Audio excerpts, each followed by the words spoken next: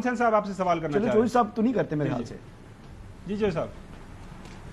یعنی پپی صاحب بات یہ نہیں فرمائے وہ بھائی گورنمنٹ کی تو پالیسی نہیں ہے. وہ کہتے ہیں کہ ہم نے یعنی صرف 20% جو ہے کراپ اس کا ہم نے خریدنا ہے اور ہم کوشش کریں گے چھوٹے کاشتکاروں سے خریدیں اور باقی مال مارکیٹ سے مارکیٹ فورسز نے اٹھانا ہے اور کراپ ہے بمپر.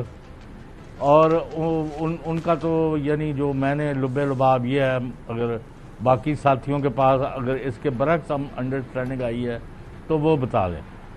میں جو بھی سمجھا ہوں ہماری جو ٹوٹل ہارویسٹ ہے اس سال کی وہ تقریباً 3 کروڑ ٹن کے قریب پاکستان میں گندم پیدا ہو رہی ہے.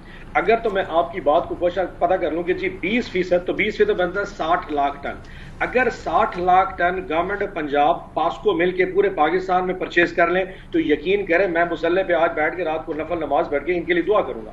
سر 23 ملین ٹن ہے سر. 6 لاکھ ٹن بھی پرچیز نہیں ہوگا. 6 لاکھ ٹن بھی پرچیز کرنے کے اگر اس وقت پنجاب گورنمنٹ کے پاس 6 لاکھ ٹن پرچیز کرنے کی کوئی فنڈز اویلیبل ہیں تو وہ صبح بلال یاسین آ کے بتا دے کہ میرے پاس 6 لاکھ ٹن کے لیے اتنے ارب میں نے رکھا ہوا ہے. ان کے پاس صرف میکسیمم 2 سے 3 لاکھ ٹن پرچیز کرنا ہے.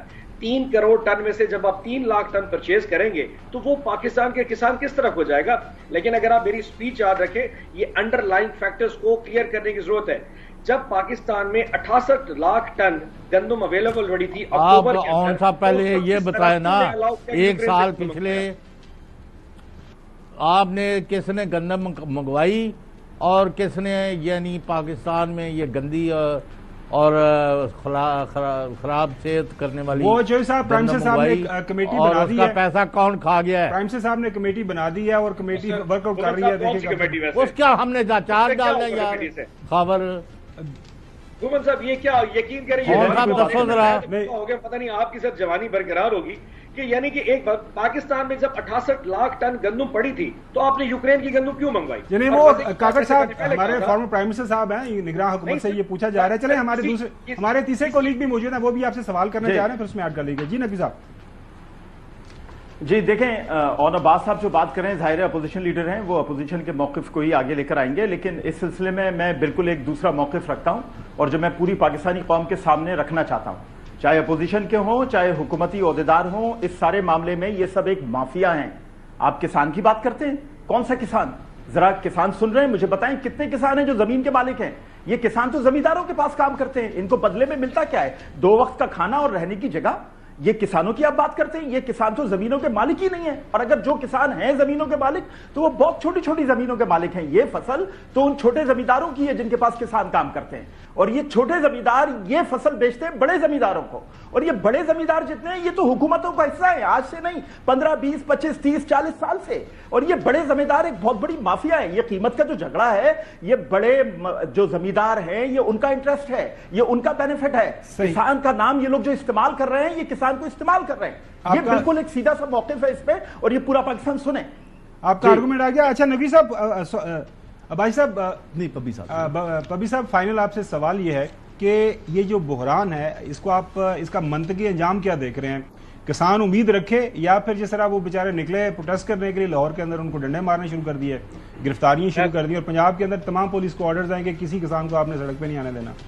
میں افسوس کی بات یہ ہے کہ پرسوں جسے میں نے تقریر کی تھی سیرٹ میں اس دن مال روڈ کے اوپر پاکستان میں پہلی دفعہ آپ نے کسانوں کو مال روڈ پہ اپنی گندم کے ساتھ دیکھا اور اتنا مارنا شروع کیا. اور یہ جو نقوی صاحب فرما رہے ہیں کہ جتنے کسان اس دن مال روڈ پہ آئے تھے وہ کتنے بڑے تمندار تھے وہ کون سے کو بڑے بڑے ذمہ دار تھے. یہ 5 6 10 ایکڑ کا ذمہ دار ان کو اگر بڑا ذمہ دار آتا ہے میں حیران ہوں ان کی سوچ پہ. گمن صاحب پاکستان کی پوری ریڑھ کی ہڈی اس وقت اس کسان پہ کھڑی ہے 5 ایکڑ کا ہو یا 50 ایکڑ کا ہو وہ یہاں پہ جس کی وجہ سے آپ سیلف سفیشینٹ ہیں. یعنی کہ اگر آج آپ ویٹ اب سر ختم ہو جائے تو پاکستان کہاں پہ کھڑا ہوگا؟ بجائے یہ پوچھنے کہ ان کی گندم کون پرچیز کرے ہم یہ اس کو کوشچن کریں کہ تم تو بڑے ذمہ دار ہو. وہ حضور والا 1,40,000 روپے زمیندار ہے ان کا بینیفٹ ہے سارا 1,00,000 گومن صاحب ایک سیکنڈ, 1,40,000 پر ایکڑ اس کا خرچہ ہے, اور آج کے اگر 2500 روپے من وہ بیچ رہا ہے, 1 لاکھ روپے ایکڑ سے زیادہ اس کی آمدنی نہیں ہے, 40,000 روپے ایکڑ وہ جیب سے بھرے گا. میں آپ کو یقین دلاتا ہوں اگلے سال یہ پاکستان کا کسان گندم نہیں اگائے گا.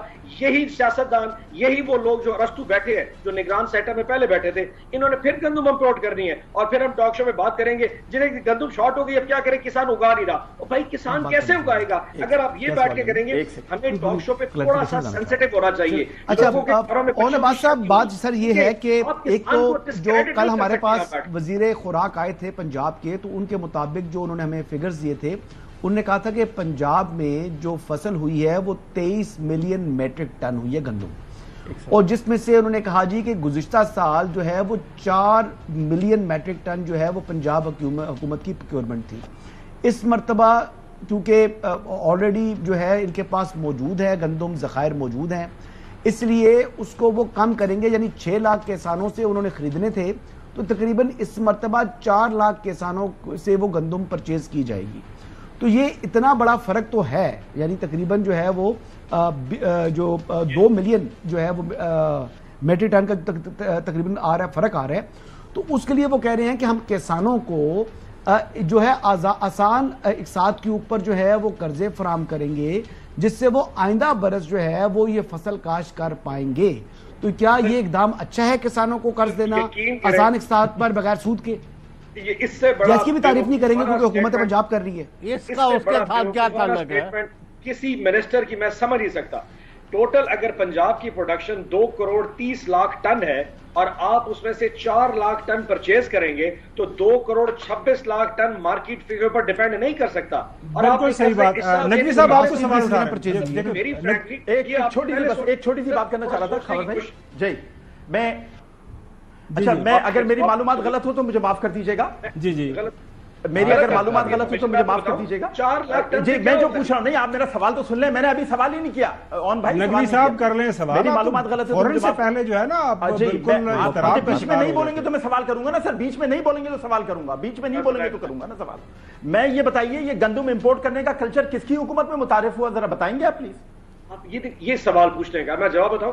گندم امپورٹ پاکستان میں ہمیشہ سے ہوتی رہی, یہ پہلی دفعہ نہیں ہوا, یہ 1990 سے اگر امپورٹ ہو رہی ہے تو آپ اس پہ اعتراض کیوں کر رہے ہیں؟ آپ اعتراض کیوں کر رہے ہیں اگر امپورٹ ہو رہی ہے؟ نقوی صاحب وہ ضرورت کے مطابق کرنی ہے نا. آپ کے گھر جو پڑولا بھرا ہوا ہے تو آپ اس کے اوپر ہی کر لیتے ہیں, بہت کمال کرتے ہیں آپ. یہ عجیب سوال کیا ویسے آپ نے. میں نے بڑا اچھا سوال کیا ہے. ابھی اون صاحب نے کہا کہ آپ دیکھیے گا یہ گندم. اچھا چلے سوال ان کو جواب دینے, انہوں نے اسی میں نے سوال کیا. جی بقی صاحب پلیز گو اہیڈ. بات تو سن لیجیے سر.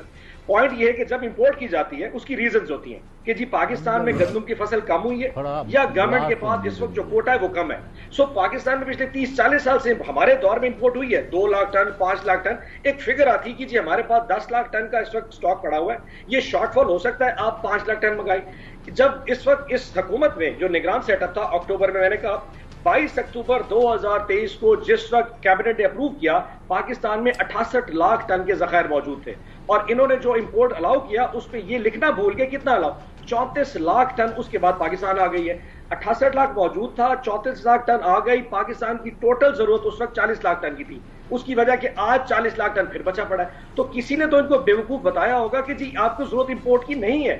جب اگر فار ایگزامپل ہمارے دور حکومت میں 5 لاکھ ٹن بتایا گیا, تو جب سیزن ختم ہوتا تو میکسیمم 2 سے 3 لاکھ ٹن کے ذخائر, وہ بھی اسٹریٹجک ذخائر ہوتے ہیں, وہ کوئی پرائس اس کے لیے نہیں رکھے جاتے, وہ فوڈ سیکورٹی کے لیے ہوتے ہیں. ہو جائے تو 40 لاکھ ٹن کے ذخائر پاکستان میں پہلی دفعہ صرف اس لیے رکھے گئے بیکاز سمون کہیں نہ کوئی ال پلاننگ کر رہا تھا. کسی نے بہت بڑا پیسہ بنایا ہے پاکستان میں, اور میں نے اس نے ایک فگر دی تھی آپ کو.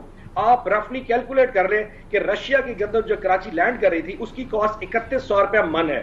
300 روپے کاسٹ ڈالے پنجاب تک کرایہ کا, مڈل مین سارے خرچے ڈال لے 3400, وہ 4400 میں پنجاب میں بک رہی. 1000 روپے من کسی نے پروفٹ بنایا. اور مزے کی بات یہ کہ جب وہ 4400 میں بک رہی تھی, گورنمنٹ پنجاب نے اصول بنا دیا کہ جو پنجاب کی گندم ہے وہ 4600 سے من نیچے ایشو نہیں کریں گے.